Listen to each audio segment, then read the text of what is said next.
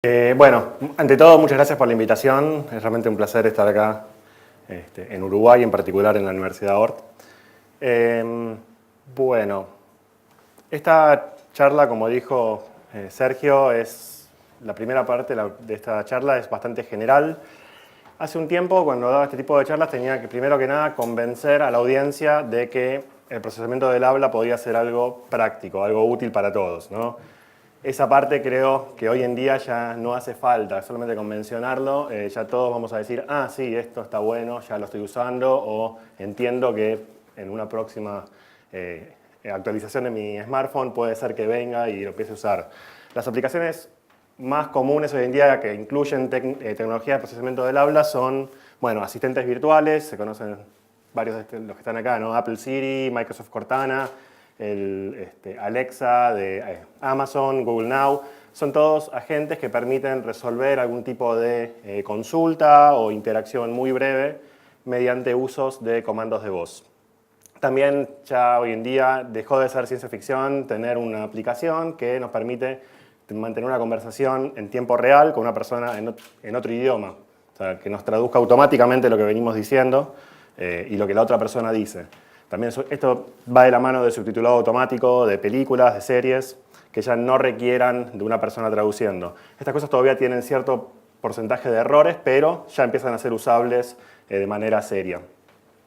Bueno, interfaz de usuario también, para manejar música y GPS en el auto, por ejemplo. Indexación de bases de datos, esta es una característica bastante poco, que nos damos cuenta bastante poco. Que los audios, los videos, sobre todo, por ejemplo los de YouTube, no están bien indexados. Normalmente no se los indexa en base al contenido, sino en base a los tags o a los foros que hay abajo de cada video. Sobre el contenido es muy poca la información que se usa para realizar búsquedas, por ejemplo. Entonces, si podemos en particular procesar el audio que hay en esos videos, y dentro del audio identificar el habla y poder reconocer qué se está diciendo, podemos indexar mejor los videos. Y por supuesto, otra gran parte del procesamiento del habla tiene que ver con las tecnologías asistivas, ¿no? Por ejemplo, facilitar a las personas no videntes de lectura de las páginas, lectura automática del texto que está en las páginas web, o de mails o de cualquier otro tipo de textos. También para la gente sorda, subtitulado automático de series y películas. Y hay un ejemplo también muy conocido que es el de Stephen Hawking, que para gente que no puede, porque tiene un problema motor y no puede hablar, tiene una computadora que sintetiza habla por ellos. Bueno, esto es un montón de aplicaciones, entonces ven que lo único que hice fue hacer un recorrido por cosas que ya existen y por supuesto los puntos suspensivos del final tienen que ver con que hay muchísimas otras cosas que se pueden hacer. Realmente hay infinitas posibilidades para trabajar con el habla. Entonces, el punto de partida o la materia prima de todas estas aplicaciones es siempre algo que tiene esta pinta. Es una señal de audio que es esto es una visualización que se llama la forma de la onda. ¿Qué es el audio? ¿Saben qué es el audio? El audio es esto que estoy haciendo yo ahora, son básicamente fluctuaciones de presión en el medio, en este caso en el aire. Lo que yo estoy haciendo al hablar es producir muchísimas fluctuaciones de presión, sube y baja la presión en el aire y eso llega a los tímpanos de ustedes y ustedes lo transforman eso en habla, lo interpretan esas fluctuaciones de presión como sonido, en particular como habla. Bueno, un micrófono, una computadora, lo que puede hacer es esas fluctuaciones de presión, medirlas y transformarlas en números, una secuencia de números. Y esta visualización que tenemos acá no es otra cosa que eso. Esto es el tiempo de izquierda a derecha y lo que tenemos acá son un montón, alrededor de, puede ser 16.000 numeritos por segundo. Entonces, cuando está por arriba del cero, es una fluctuación positiva de presión. Cuando está por abajo, es una fluctuación negativa de presión. Eso así de simple, una serie temporal, una serie de números, es lo que tenemos en un archivo WAV, por ejemplo. Un archivo de sonido, un archivo de audio. En particular, esto que estamos viendo acá es una visualización de esos números, esa secuencia de números, en el tiempo, para un segmento de habla. Entonces, esa es nuestra materia prima, ¿sí? El punto de partida para cualquiera de estas aplicaciones que les contaba antes. Dentro de todo el mundo del procesamiento del habla, hay un montón de tareas de Machine Learning. Por eso estoy acá yo, ¿no? Por eso me invitaron a este seminario para hablarles de cómo se usa Machine Learning, en particular dentro del procesamiento del habla. ¿Y para qué se puede usar Machine Learning? Bueno, a esta serie temporal, a esta forma de onda, al audio crudo, le podemos extraer un montón de información. Lo más obvio es extraer palabras, ¿no? Lo que ustedes están haciendo ahora es esto que les llega, este sonido que les llega, interpretándolo como una secuencia de palabras. Eso es lo más obvio y es la aplicación más importante del procesamiento del habla, es el reconocimiento automático del habla, y a eso le vamos a dedicar un buen párrafo en esta charla y toda la charla, la de la segunda mitad. También podemos extraer otras cosas, muchas cosas más. La identidad de la persona, reconocemos a la gente a través del habla. Sabemos quiénes son. Es usada esa identidad, también esa identificación de manera forense. Saber si una grabación pertenece a un sospechoso, por ejemplo. También podemos determinar si es más o menos con cierto grado de certidumbre, de certeza. Podemos determinar si la persona es masculino o femenino. Podemos saber aproximadamente la edad del hablante. Podemos también saber qué lenguaje está hablando, o qué dialecto, o qué variante regional, si tiene tonada, por ejemplo, porteño, o no. Podemos saber el estado en el cual está el hablante. Emociones, ¿no? Si está contento, está triste, si está intoxicado, tipo borracho, si está cansado, si está atento o está distraído. Y un montón de cosas más, ¿no? Se imaginan, esto es un... También hay otro nivel más de información que tenemos. Cuando estoy hablando yo ahora no estoy hablando todo de manera monótona, espero no estar hablando todo monótono. Estoy estructurando el discurso. Cuando pongo un ejemplo, tal vez hago así, o hago así, cambio la forma de hablar. Además de gesticular, cambio la forma de hablar. Tal vez meto un comentario bajito, hablando rápido, y después vuelvo al punto de lo que estaba hablando antes.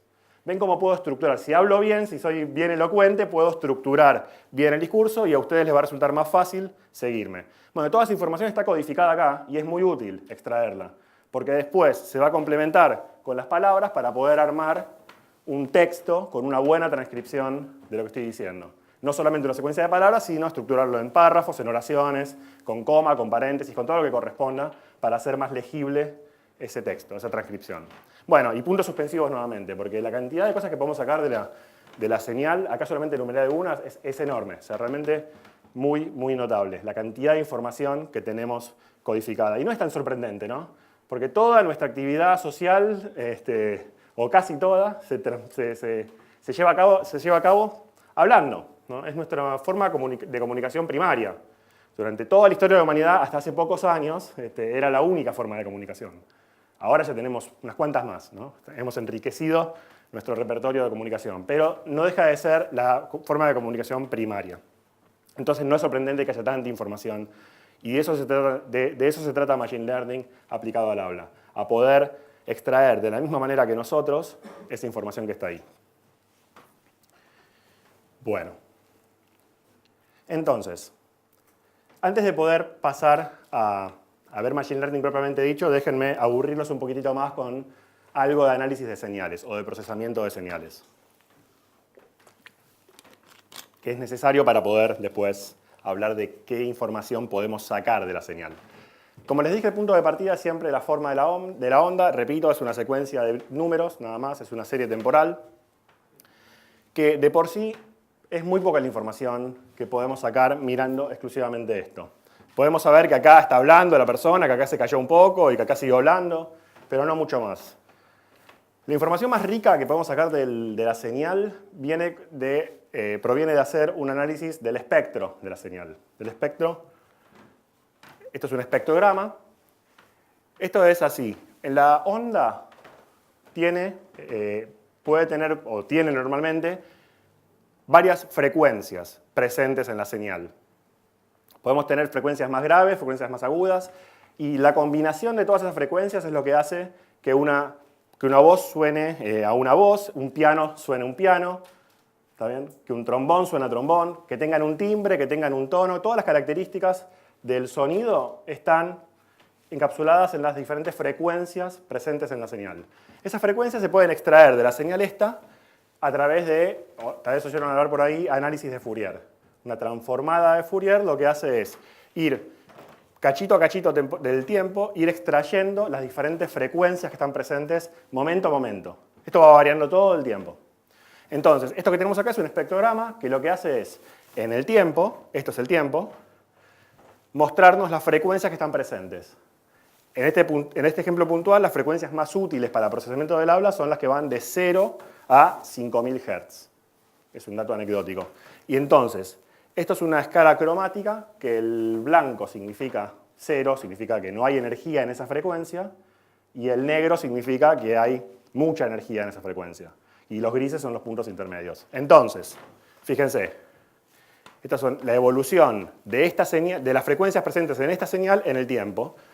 Nada, aparecen unos manchones ahí que parecen no sé, un dibujo medio extraño. Pero si uno se pone a mirar con detalle, empieza a detectar algunos patrones interesantes, unos dibujos que se repiten. Y esto, en particular acá, no sé qué se decía en la onda original, pero lo que sí sé es que acá había una M y acá había otra M. Y fíjense que los patrones se parecen bastante, nunca van a ser idénticos, jamás van a aparecer dos veces las mismas cosas. Eso sería imposible, pero sí van a tener una pinta muy parecida. Entonces, el patrón de la M, que está acá, tiene una pinta bastante parecida a esta que está acá. Y la A también, este tiene un manchón acá, otro otro acá, y acá también. Y esta es la base de lo que vamos a ver después, que es el reconocimiento de patrones para reconocer los fonos, los sonidos del habla.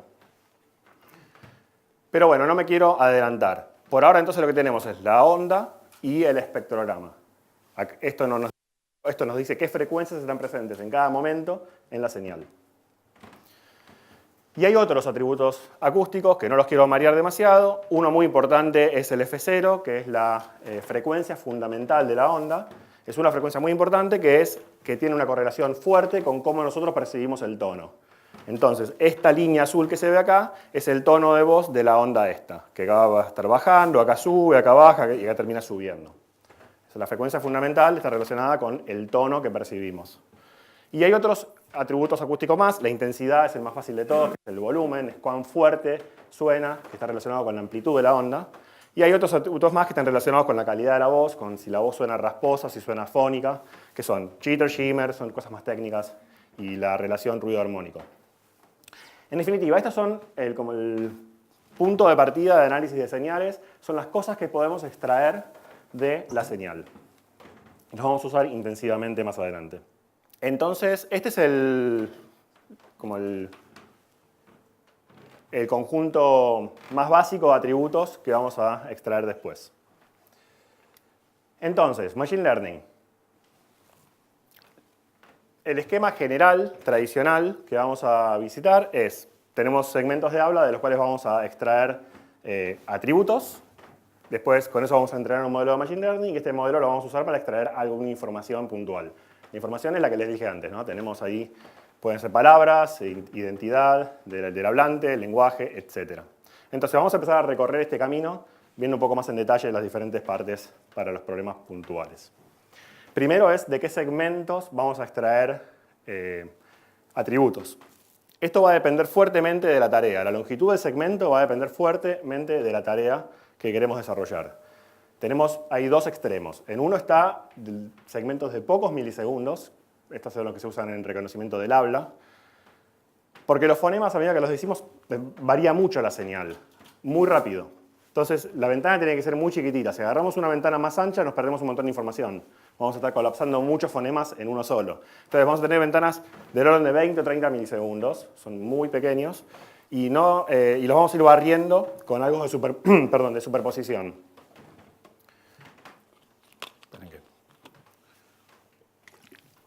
Sería irónico quedarme sin habla. Bueno, entonces, la longitud del segmento que vamos a usar como unidad de análisis va a ser muy pequeña en el caso del reconocimiento del habla y puede pasar a ser muy grande, muy amplia, segmentos muy largos para, por ejemplo, detección de emociones. Queremos ver si la persona está entusiasmada, por ejemplo, o identificación del hablante. no va a alcanzar un segmento tan pequeño para identificar a una persona. Vamos a necesitar algunas palabras al menos para tener algo de certeza. Entonces, el segmento sobre el cual vamos a extraer atributos va a depender de la tarea, ¿sí?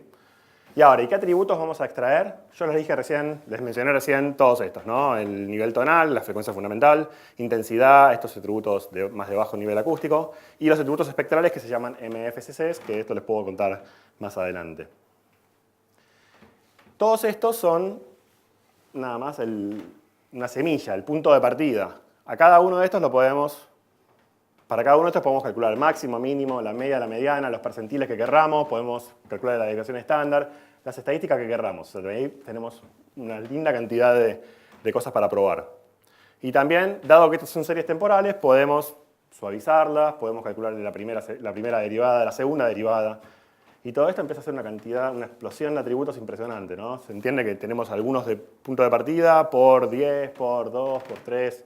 Empieza a multiplicarse, podemos terminar teniendo fácilmente cientos o incluso miles de atributos. Estos se pueden extraer muy fácilmente con varias herramientas que hay multiplataforma, de código abierto. Pratt es una muy usada en el ambiente de la fonética y el procesamiento del habla. OpenSmile es más reciente y Aubio también. Son plataformas que es muy sencillo instalar y rápidamente extraer atributos.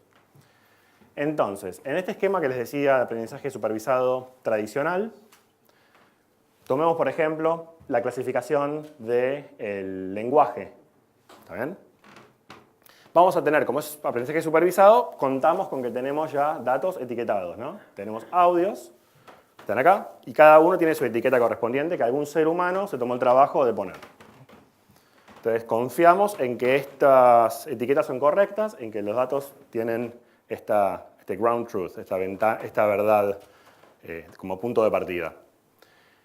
Entonces, tenemos un audio etiquetado como inglés, otro como español. En este ejemplo simple tenemos solamente 2 idiomas, podemos tener más tranquilamente. Una vez que tenemos los datos estos anotados, vamos en este esquema tradicional de aprendizaje supervisado, extraemos atributos, como los que le acabo de decir hace 2 minutos, ¿no? Atributos para los n elementos que tenemos en los datos de entrenamiento, vamos a extraer m atributos, pueden ser vectores enormes, esto de miles de atributos, como les dije recién. Ese es el paso número 1. Y el paso número 2, en este esquema tradicional, es, bueno, a partir de esto, construir un modelo. Este modelo puede ser árboles de decisión, puede ser Support Vector Machines o algún otro algoritmo de aprendizaje.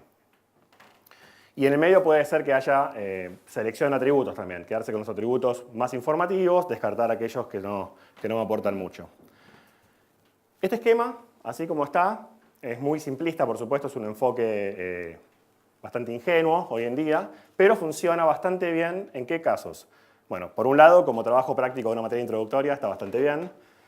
Por otro lado, sirve para pruebas de concepto. Uno en una empresa, hoy en día, puede construir algo así en una tarde.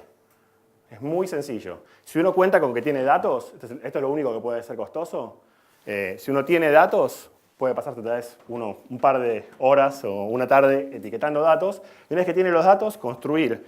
Esto lo puede hacer con unas herramientas que les dije antes, extraer atributos con OpenSmile, por ejemplo, agarra el audio, le dice qué audios tiene, cuál es la carpeta con los audios, y le dice qué atributos extraer, y plum, enseguida tiene construidos todos los vectores de atributos. Y entrenar un modelo hoy en día es muy fácil, ¿no? Con, por ejemplo, R o Python en scikit-learn es extremadamente sencillo. Uno en este tipo de ejercicios, uno pierde más tiempo lidiando con problemas de formato y de que el archivo, no sé, tenga un problema, que no encuentra, o no puedo importar, o no puedo instalar algo, que con la cosa conceptual de esto que está acá.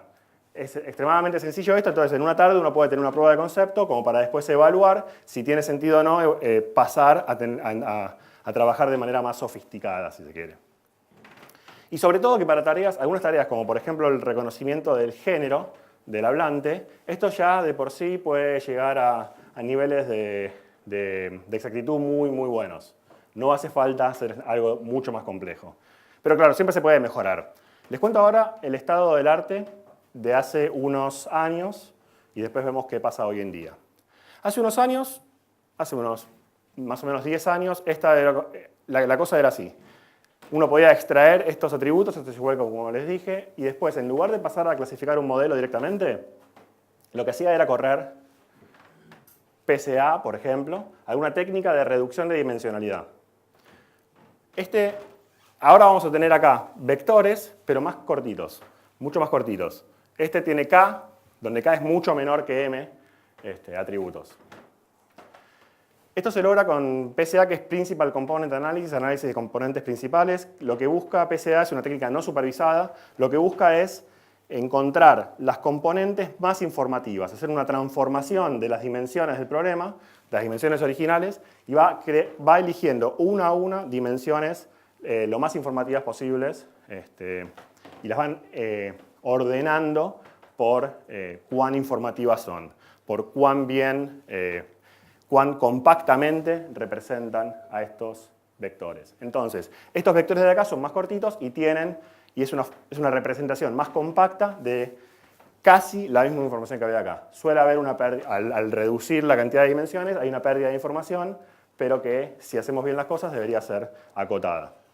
Entonces, con estos nuevos vectores que son más cortitos, que logramos tener vectores, les decía, representaciones más compactas de los datos, ahora sí, lo que vamos a hacer es entrenar los modelos, pero no uno, sino varios. Y los modelos que se suelen hacer, que se solían usar para reconocimiento del lenguaje, o también del hablante, no lo dije, pero son tareas muy parecidas, lo que se solía hacer era entrenar un modelo por cada uno de los lenguajes que quiero aprender, que quiero poder discriminar, o por cada uno de los hablantes, si estuviera haciendo identificación del hablante. Estos modelos, en este caso, Q, en el ejemplo que les di acá, sería 2 nomás, sería un modelo para inglés, un modelo para español. Para estos modelos se solía usar GMMs, que son mezclas de gaussianas, modelos de mezclas o mixturas de gaussianas, que es una cosa muy simple. Una gaussiana es una distribución normal. Entonces, cada uno de estos modelos, imaginemos el modelo 1, el modelo para el inglés, lo que va a hacer es tratar de modelar la distribución de estos atributos de acá. No con una normal ¿cómo se dice? En una dimensión es una campana de Gauss, en 2 dimensiones se hace un fantasmita o un sombrero, bueno, y en n dimensiones, si hay alguno que se lo puede imaginar, lo felicito, pero en esencia son sombreros n dimensionales, son campanas de Gauss n dimensionales, entonces, o en este caso k dimensionales, en lugar de usar una sola campana de Gauss, usamos muchas, porque puede ser que los datos tengan varios de estos sombreritos. Entonces, el inglés lo vamos a representar con varias de estas normales. Lo mismo para el español, con varias de estas normales. Una GMM para el inglés, una GMM para el español. Y así para cada uno de los lenguajes de interés. Y por último, entonces, cuando me llega una nueva instancia, la voy a clasificar fijándome en cuál de estos modelos me da mayor, lo que se conoce como verosimilitud o likelihood, que en términos coloquiales es ver cuál de estos modelos es el más probable, entre comillas, para esta instancia nueva. Me fijo cuál de estos modelos funcionaría mejor para la instancia nueva. Es una técnica extremadamente sencilla. De nuevo, hacer todo este proceso puede llevar tal vez 2 tardes en lugar de una, porque tenemos ya varios pasos, que tenemos que ir viendo que se hagan bien las cosas, pero esto sigue siendo una técnica sencilla, con ideas que se pueden aplicar a muchos otros problemas. ¿Está bien? Eso es lo interesante de esto, de seguir revisando técnicas viejas. Por un lado, que son fáciles de implementar, no requieren muchos datos y pueden servir para otras técnicas, para otros problemas, perdón. Bueno, esto les dije que hace unos 10 años era el estado del arte. Unos años después, más o menos hace 5 años, el estado del arte era este otro. Hasta acá era igual.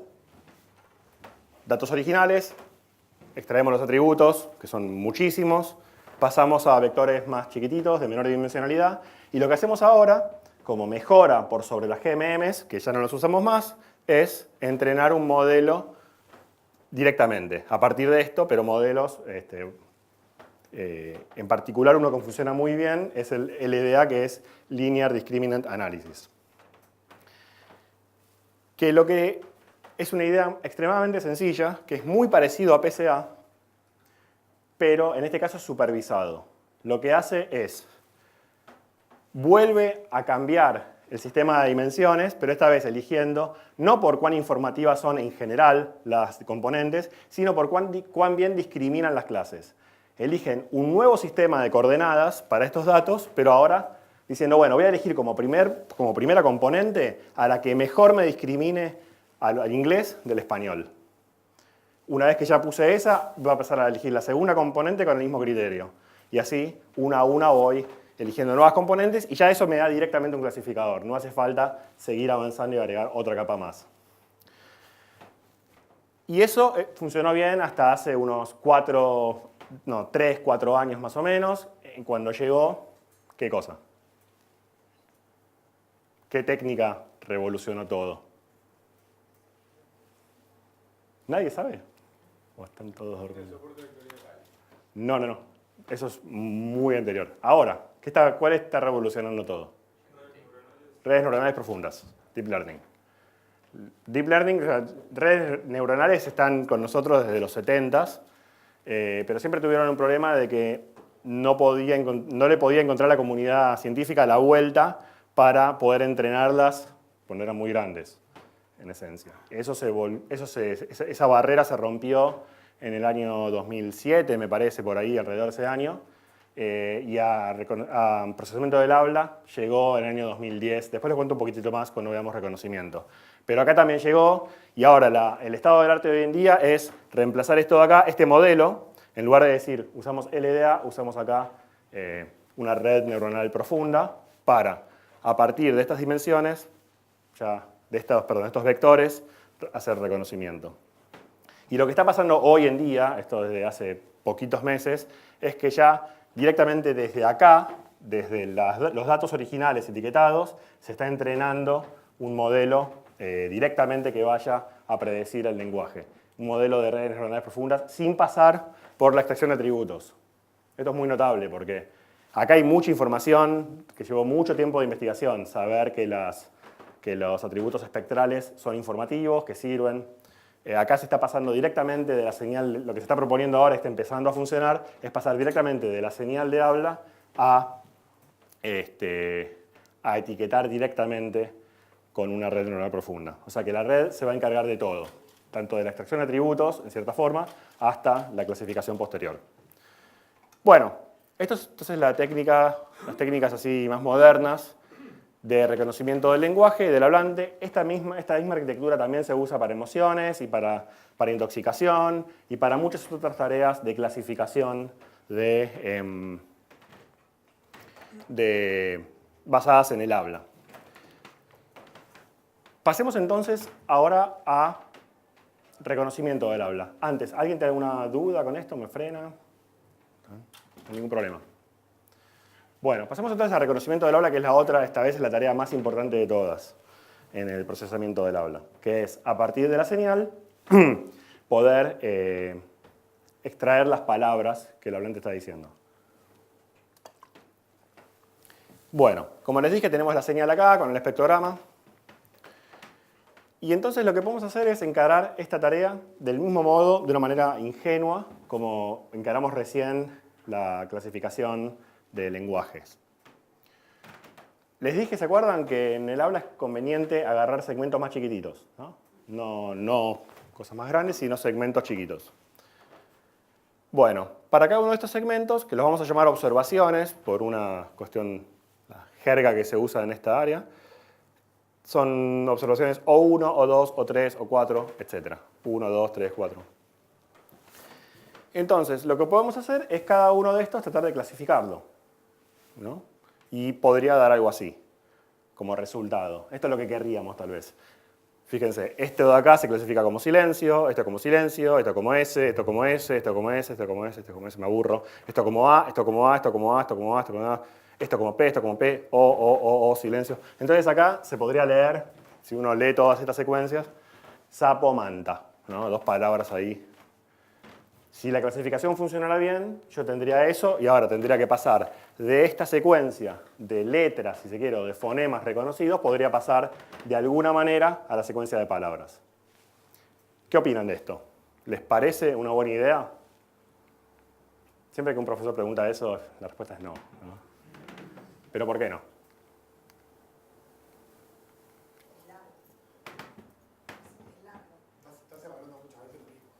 ¿Cómo?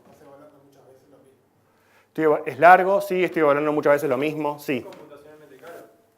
Sí, eso sería que es muy largo, sí. Sí, igual ese problema lo voy a tener siempre porque voy a tener que barrer esto de alguna manera, no puedo obviar partes de esto. O sea que sea largo y caro creo que, bueno, sí. Para un ser humano termina siendo molesto, pero para la computadora, qué sé yo, no creo que le moleste. Me dijeron que es redundante, pero... Si una palabra o frase tiene sentido, estás detectando ahí. ¿Cómo sería eso? Perdón. Sapomanta capaz que no quiere decir nada y no sabes si realmente estás... Claro, hay incertidumbre, claro. De repente justo este ejemplo que puse, sapomanta, es como, ¿qué es eso, no? O sea que tal vez si había algo, si podía sacarle provecho a cierta relación que pueda haber entre las palabras, podría darme algo más de certidumbre. Entonces sapomanta no es muy probable como par de palabras, tal vez dijo otra cosa. Y también me puedo apoyar en, ¿qué? Sintaxis, por ejemplo, ¿no? En las relaciones entre palabras. No estoy aprovechando esa información, es una. Claro, en diccionarios también. No estoy aprovechando un montón de información. En particular, miren, no captura dependencias temporales. Esto tal vez es lo más importante de todo. Fíjense que esto, si me andaba mal, y esto creo que es el funcionamiento normal de este tipo de reconocedores, hubiera dado esta secuencia de acá.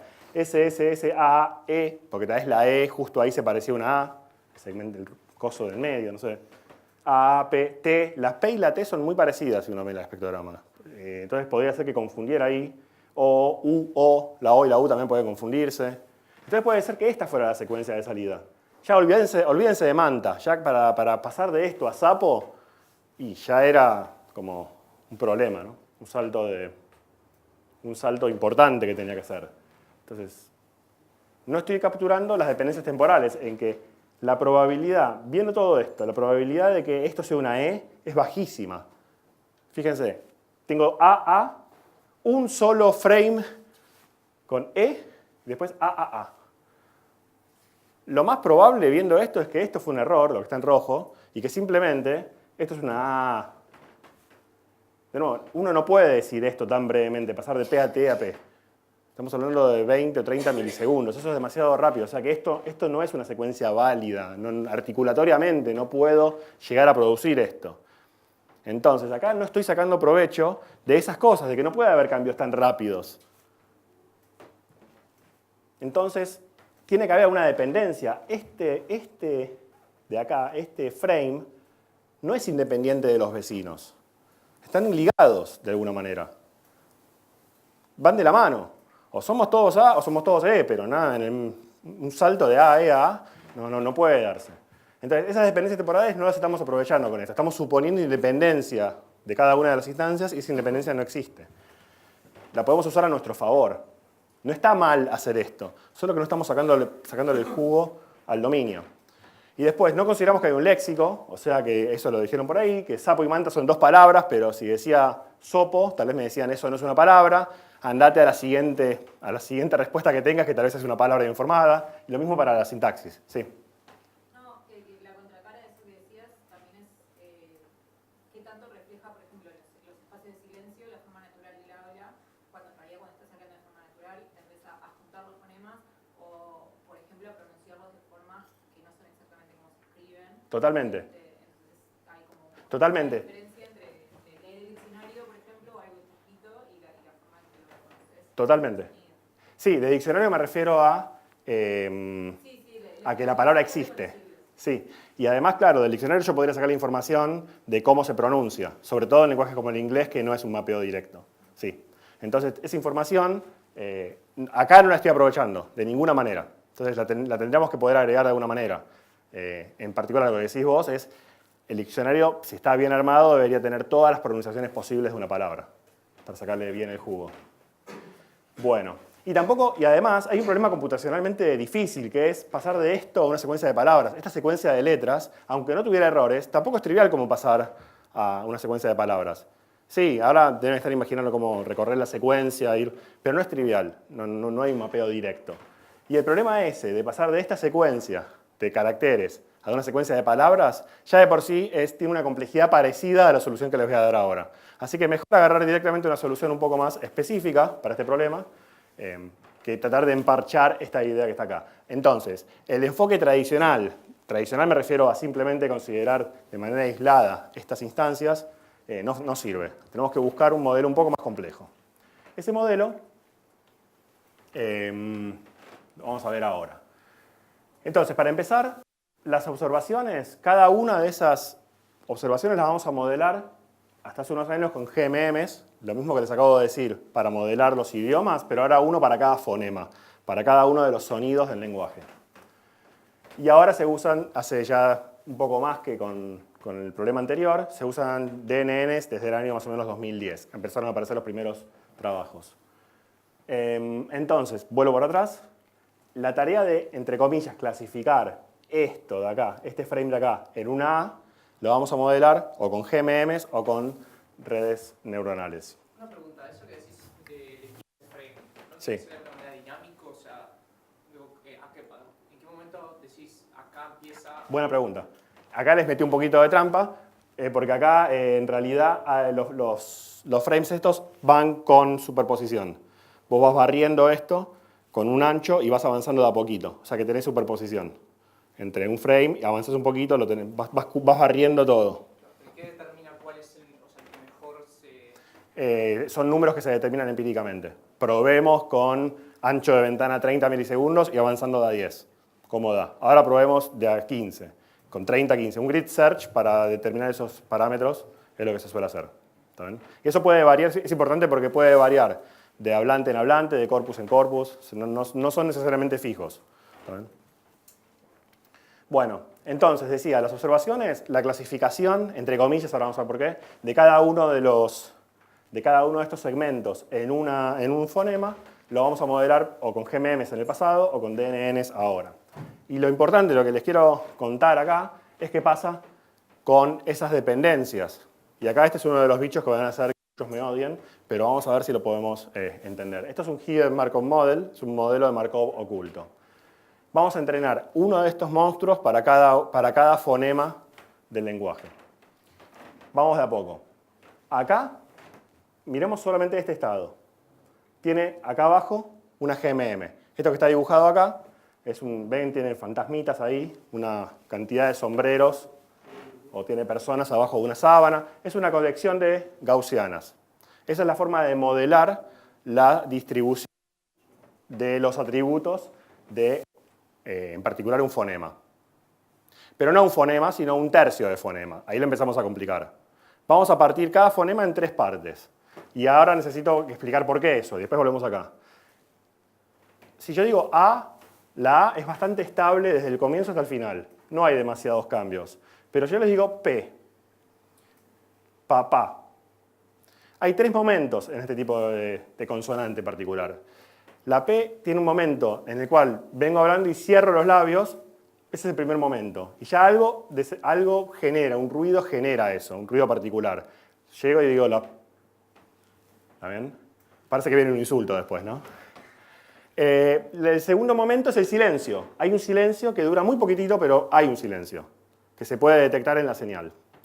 Y el tercer momento es la parte de la explosión, se llama. Por eso se llama que es una consonante plosiva, porque hay una parte de liberación de aire. Entonces digo, papá, o sea, papá. Tiene la parte de cerrada de labios, la parte de silencio y la parte de la liberación o la explosión. Por eso es que se suele modelar esto con 3 estados. Cada uno de estos momentos del fonema, y la mayoría de los fonemas tienen estas características, tiene unas características distintas, va a sonar distinto, entonces va a tener atributos distintos. Entonces, me creen que tiene cada fonema 3 momentos, entonces tiene sentido que en lugar de clasificar, como les dije acá, esta simplificación, en lugar de clasificar esto en A, voy a tener que clasificar esto en principio de A, o mitad de A, o final de A. Esa clasificación, entre comillas, se da en cada uno de estos 3 nodos. Entonces, para reconocer una P, voy a tener que pasar de izquierda a derecha por este grafo. Es un grafo dirigido, voy a tener que empezar acá. Este nodo de acá y este nodo de acá son nodos dummy, son nodos que no sirven para nada, más que para después poder armar grafos más grandes.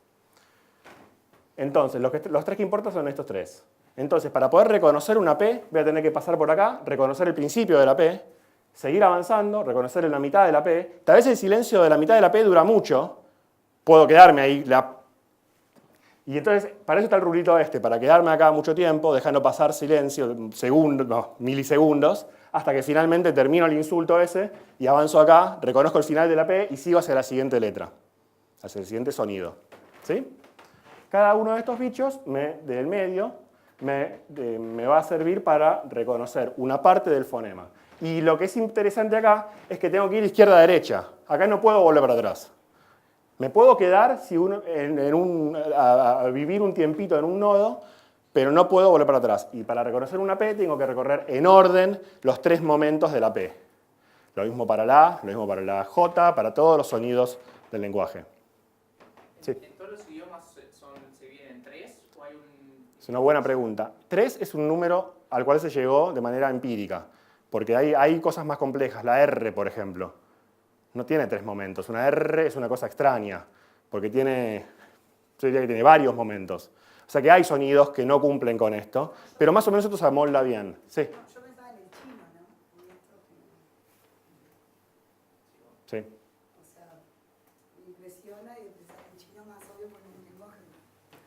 Lo cierto es que esto tiene mucha flexibilidad. O sea, si nos estamos, por un lado, quedando cortos con la cantidad de estados, no olvidemos que acá tenemos una gaussiana, una mezcla de gaussianas, que ahí adentro pueden agruparse con muchas componentes. Acá puede haber suele haber hasta 200 componentes a veces. Con lo cual, tal vez, si uno de estos tendría que ser, si necesitáramos más de 3 estados, bueno, de alguna manera, cuando entrenamos los datos, esto es automático, se va a moldar y van a terminar una de estas gaussianas teniendo muchas componentes que pertenecen a 2 de esos momentos, tal vez. O sea, es bastante flexible esto, pese a que parece una cosa rígida.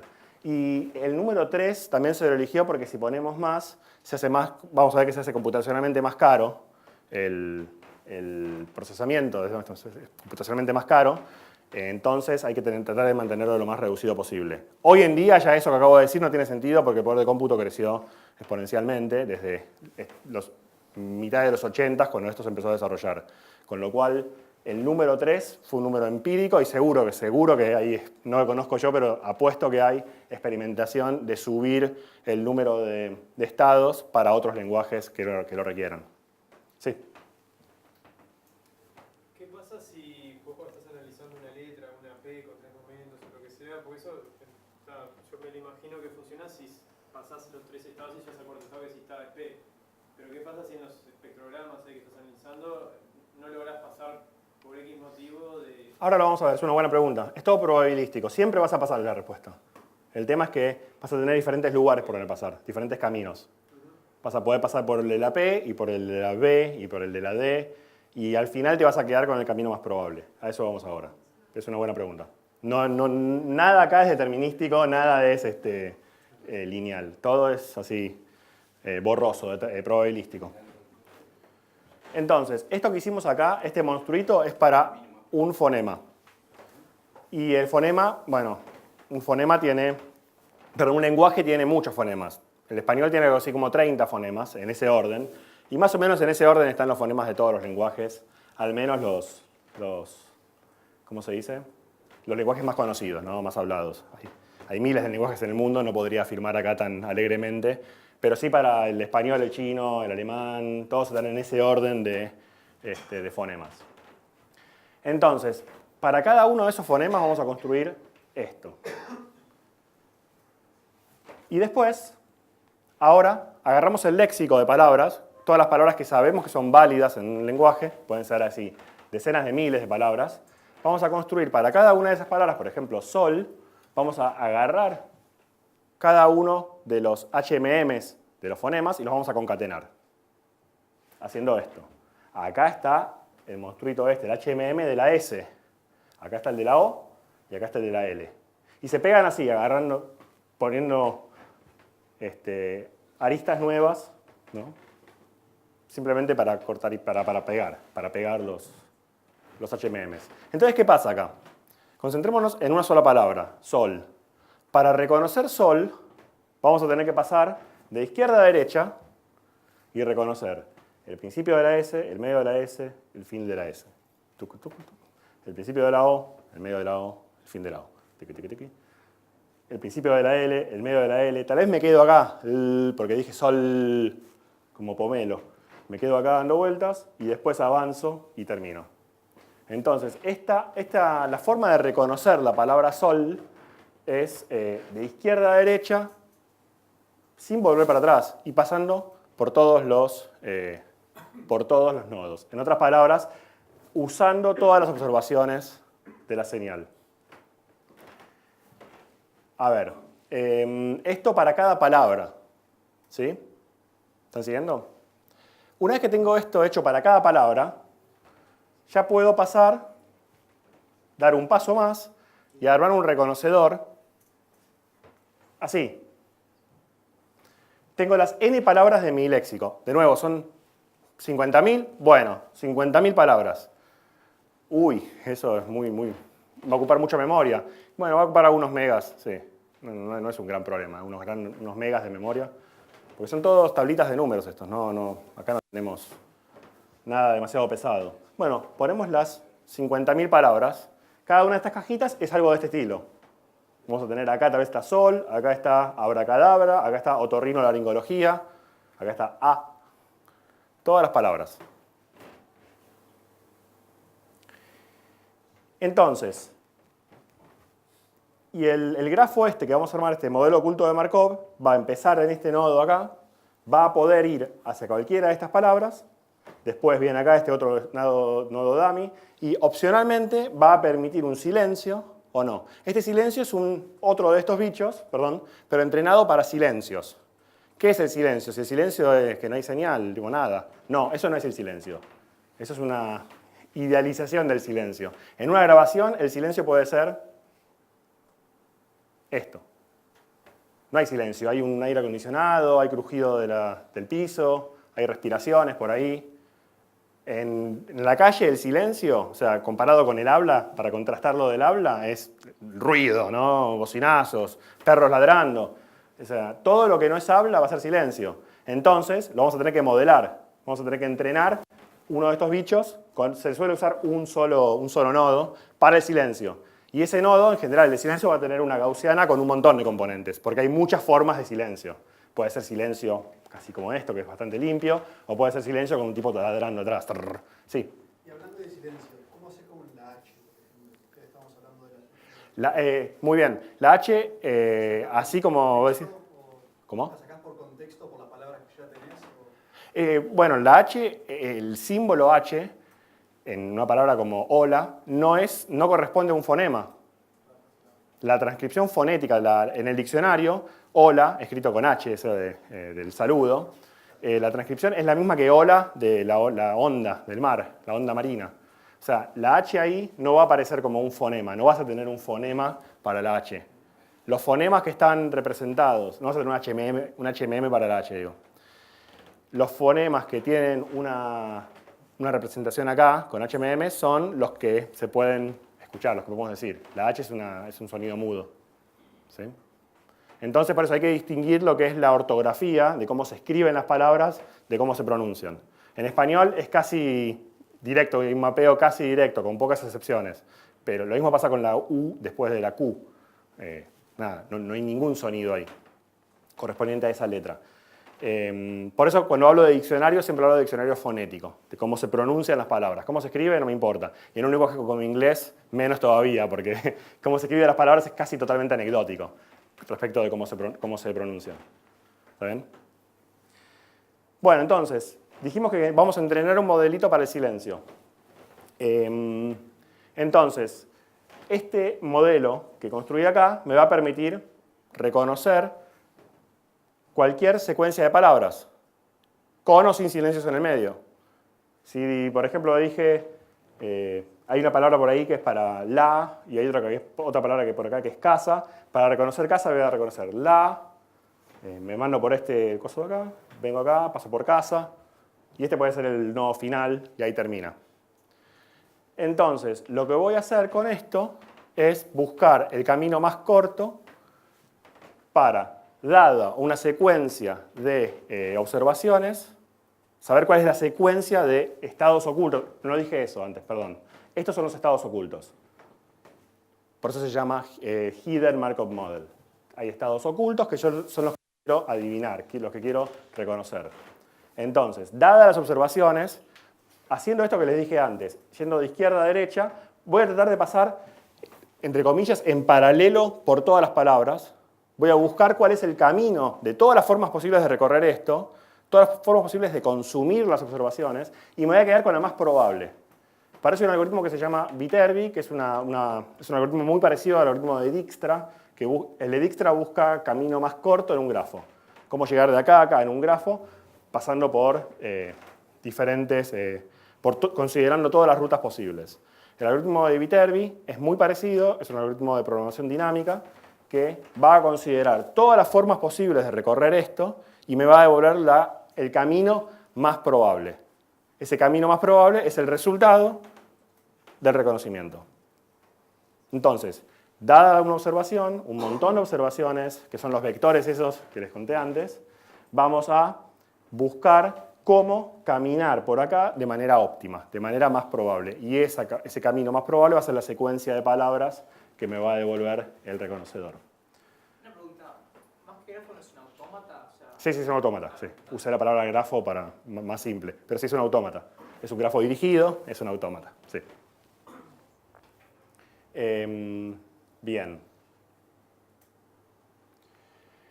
Todo esto es un despelote. Ahora en la segunda parte de la charla esta, para los que se quieran quedar, voy a ir un poco más en detalle en los GMMs y los HMMs, cómo es que funciona esto, porque así, como lo conté, sería lógico que queden unas cuantas dudas. Por eso esto. ¿Cómo es que todo esto funciona? Parece un montón de engranajes, una cosa bastante compleja, y nos queda la duda de cómo es que todo esto funciona. Bueno, sí, funciona. No funcionaba tan bien, y ahora esa es la historia que les quiero contar acá. Esto que tienen acá es del año 2009, es una fecha bastante importante porque un año después empezó toda la revolución que les contaba antes. Y esto es el estado, miren, esto es desde el 88 hasta el 2011. Es más o menos todo el periodo, 2011, perdón, esto está en 2009, así que acá no hay nada, ¿no? Estos son de 2009. Esto de acá no tiene nada. Entonces, del 88 hasta el 2009, en todos esos años fue el auge de esta tecnología que les acabo de decir, de GMMs con HMMs para reconocimiento del habla. Cada una de estas líneas de acá son benchmarks, son experimentos publicados, o sea, en la comunidad científica, con determinado corpus, con determinados datos. Este que está acá, para agarrar uno, es un corpus de habla leída, que lo que vemos acá, en el eje Y, es el porcentaje de aciertos, en escala logarítmica, el porcentaje de errores, perdón. Entonces, 100%, más o menos, este de acá, por ejemplo, de conversational speech, que es habla en conversación de manera espontánea, este de acá se iba al tacho definitivamente, empezaba casi en el 100% de errores, es muy difícil esta tarea. En cambio, este de acá, de habla leída, que es más limpia, mucho mejor calidad, vemos cómo enseguida la comunidad científica la bajó esta hasta un nivel más o menos de un 15-20% de errores por acá. Y así con cada uno de estos corpus. Hay varios corpus, no importa demasiado qué son, lo que importa es el dibujo que tienen. Que tienen un dibujo así como que bajan haciendo una curva y se quedan ahí. Cuando se queda ahí es que nadie pudo mejorar esto, o que asintóticamente siguió mejorando. O sea, cuando llegaron por acá, se aplanó por ahí y quedó. Si sube, si alguno se pregunta por qué sube esto, es porque el corpus en un momento lo enriquecieron con nuevos datos, se hizo más difícil la tarea, entonces el año siguiente fue un poquito más difícil y por eso sube un cacho. Pero en esencia lo que les quiero mostrar con esto es que para todos estos corpus, todas estas tareas de reconocimiento difíciles, en un momento se aplanó y se quedó ahí durante mucho tiempo. Todas las mejoras eran bastante marginales. Es bastante frustrante porque año tras año en las conferencias de procesamiento del habla, en las charlas de reconocimiento, era más de lo mismo, era otro que está probando diferentes parámetros, como los que hablábamos antes, de si son 3, o ponemos 2, o ponemos 4 de estos nodos intermedios, o probamos con 30 milisegundos, o 27 milisegundos, o 31 para el ancho de la ventana. Y terminaban dando porque justo en esos datos sobreajustaban alguno de estos corpus y mejoraban un cachito, después lo probaban en otro y no, se les iba al tacho el resultado. Entonces no tenía gracia. Estaba estancada la comunidad. Cada tanto había alguna mejora, pero estaba aburrida la cosa hasta que vino Deep Learning.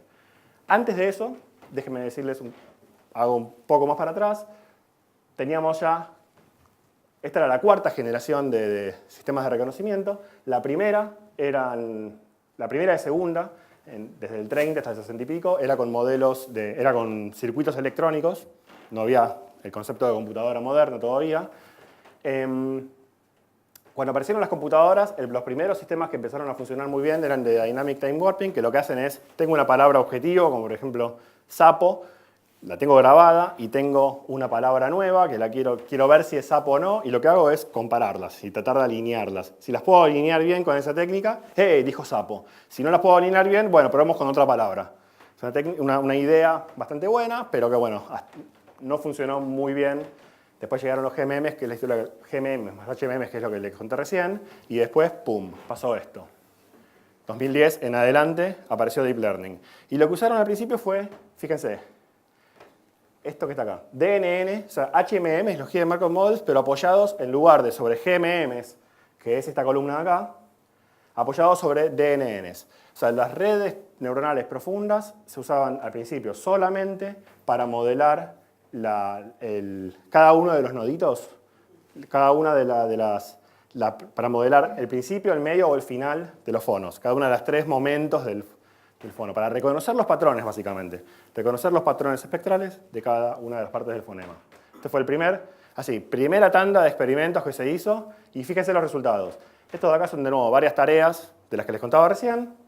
Estos son los resultados, los porcentajes de error que había en ese momento, usando lo que les mostré, 27, 23, 18. Y estos fueron, los primeros experimentos que hicieron con la nueva tecnología. De 27 pasó a 18. De 23 pasó a 16.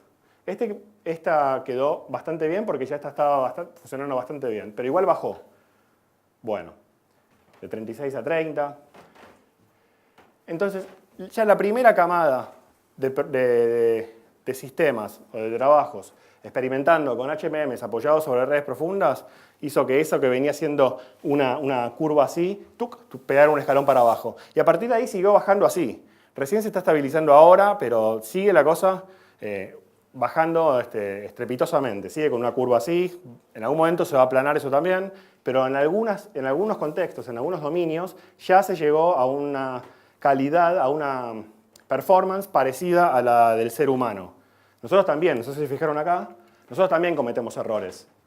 Entre 2 y 4% de transcripción. Pasa que tenemos la capacidad de aprovechar las redundancias, el contexto, y ignorar estos errores y seguir adelante con la conversación. A veces no entendemos algo y no hace falta clarificar. O seguimos adelante y no pasa nada. Por eso no somos perfectos. Entonces, los sistemas modernos ya llegan en algunos dominios, en algunos contextos, acá. Y mucho mejor que acá. Porque nosotros, para reconocer el habla, tenemos que escuchar. Algunos que esperar que el audio transcurra. Estos sistemas no. Tienen el archivo, lo procesan y listo. Tienen la transcripción inmediatamente. O sea que es mejor que en algunos casos ya es mejor, en alguna forma, que la audición humana. Bueno, y esto es solo el comienzo. Ya les dije, hoy en día se está ya trabajando en conectar directamente la señal de habla y tratar de obtener la clasificación de las palabras de respuesta sin pasar por la extracción de atributos, sin pasar por HMMs, directamente que la red neuronal de miles de capas haga todo. ¿Es medio mágico? Sí, pero bueno, es el estado del arte hoy en día. A eso se apunta. Eso se llama end-to-end DNNs, o sea, N a N. Es un nombre que le pusieron. Directamente va de las N entradas, que es la señal de audio directamente, a N salidas, que son las palabras posibles. Bueno, y con esto terminamos esta primera parte. Gracias.